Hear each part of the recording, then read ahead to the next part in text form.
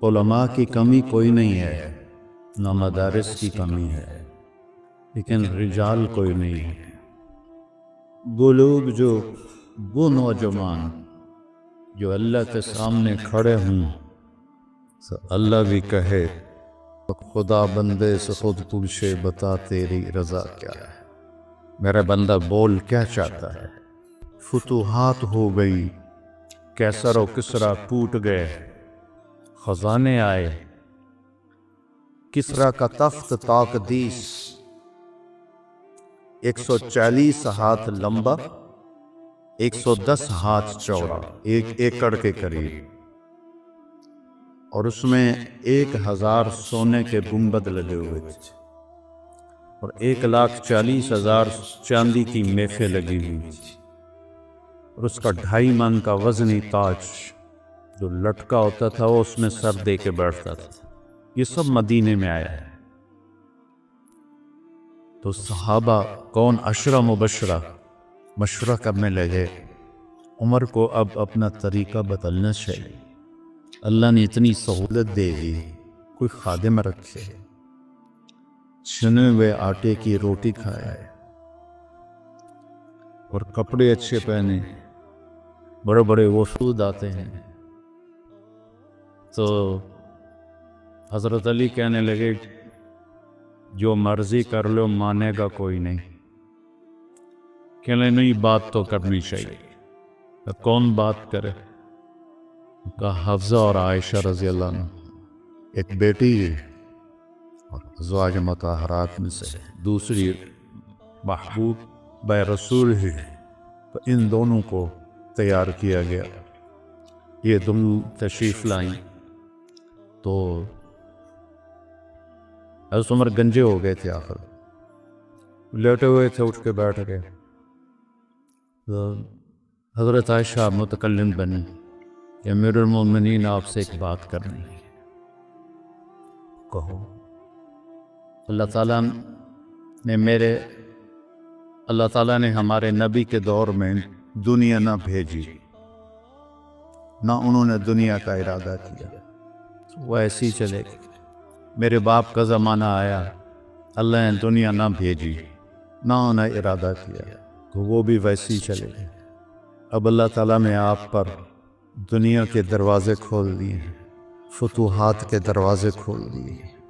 तब आप अपने ऊपर रहम करें। इरफ़क़ बिनफ़्सिक, अच्छा खाना खाएं, छने हुए आटे की रोटी खाएं, अच्छा कपड़ा पहने।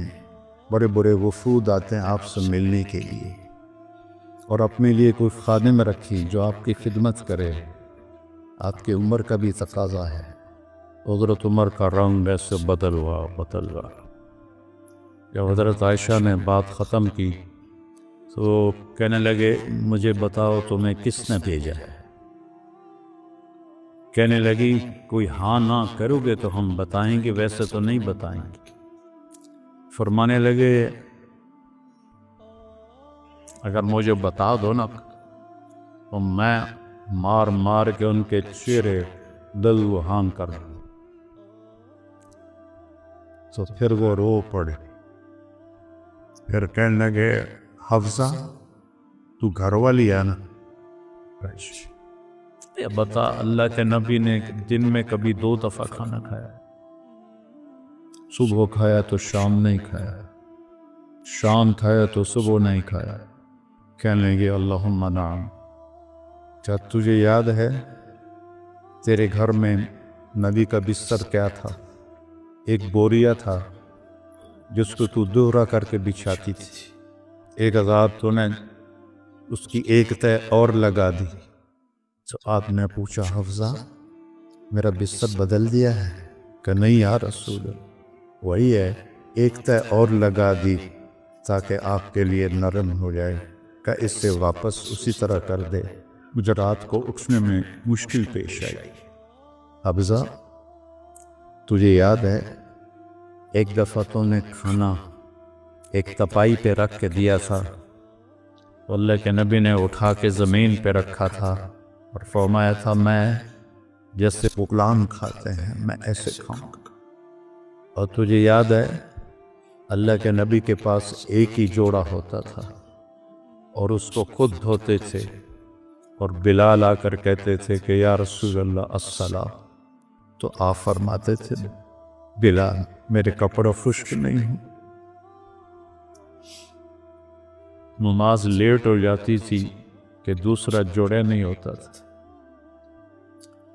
कहने लगी जी क्या तुझे याद है कि एक दफ़ा जोड़ा भी नहीं था, रात में एक अंसारी औरत से चादर मंगवाई थी और वो लपेट कर जाके नमाज पढ़ाई थी, वो तुम्हें याद है?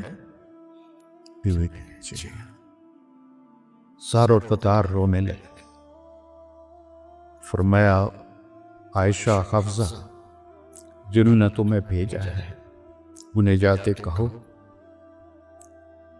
कि 3 दोस्त हैं जो एक मंजिल की तरफ चले।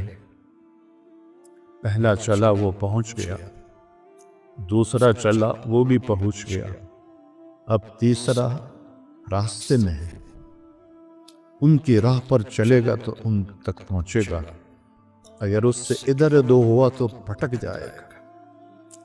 वल्लज़ी नफ्सी बियदी लउकरिहन्ना नफ्सी अला मा अना अलैहि। उस ज़ात की कसम जिसके कब्जे में मेरी जान, मैं अपनी जान को इसी तरह खपाऊंगा जिस पर मैं हूँ, यहाँ तक कि मेरा अल्लाह मुझे मेरे साथियों से मिला। जब खंजर लगा और उम्मीद कोई न रही बचने की, तो आपने अब्दुल्ला बिन उमर को बुलाया और फरमाया कि जाओ अम्मा आयशा से कहो कि उमर अमीरुल मोमिनीन न कहना, और मैं अमीरुल मोमिनीन नहीं हूँ। उमर अपने साथियों के पड़ोस में अगर की जगह चाहता। जब वो तशरीफ़ ले गए तो हज़रत आयशा भी रो रही थी।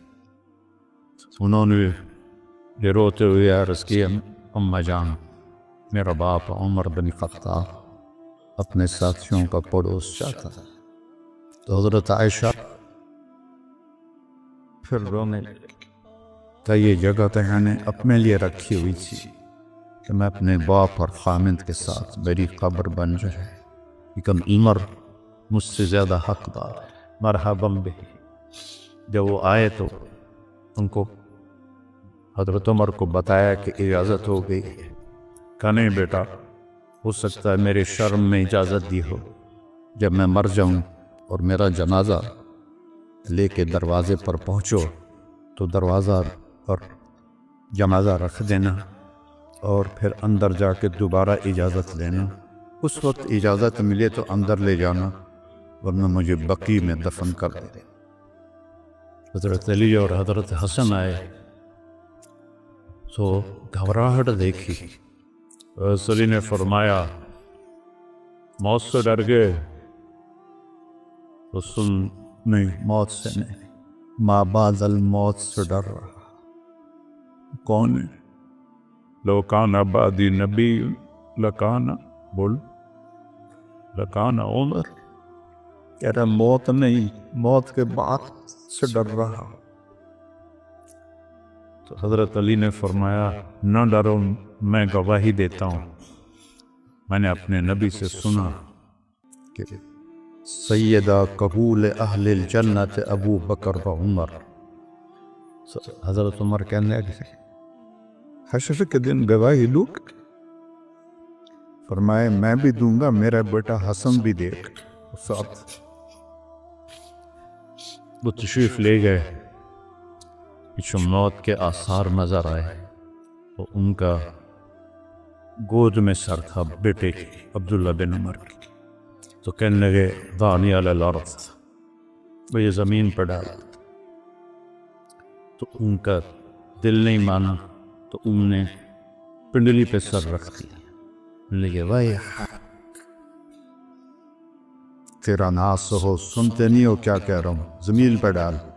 आप मस्जिद में दाखिल हुए, आपके दाएं तरफ अबू बकर थे, बाएं तरफ उमर। आपने फरमाया हमें देख रहे हो? सहाबा से कहा जी। कहा कला अनुशरयो वाला, इस तरह हम माशर में उठेंगे कि मेरे दाएं अबू बकर होगा और बाएं मेरे उमर होगा।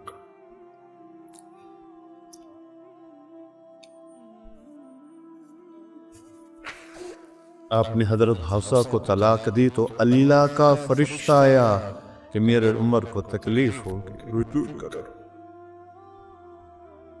रुजू करो।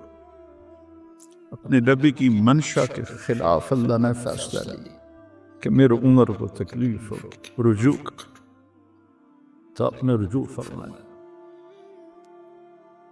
तो जब उन्होंने जमीन पे सर रखा तो उल्टे हो गए और अपना चेहरा जमीन पे ऐसे मलने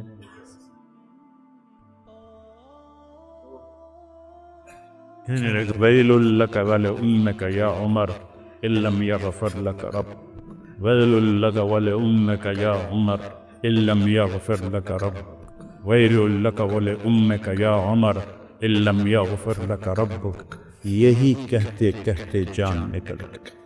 तो बर्टन रसल ने कहा, जो एक दहरिया था, अंग्रेज मुफक्कर, अगर एक उमर और होता तो पूरी दुनिया में इस्लाम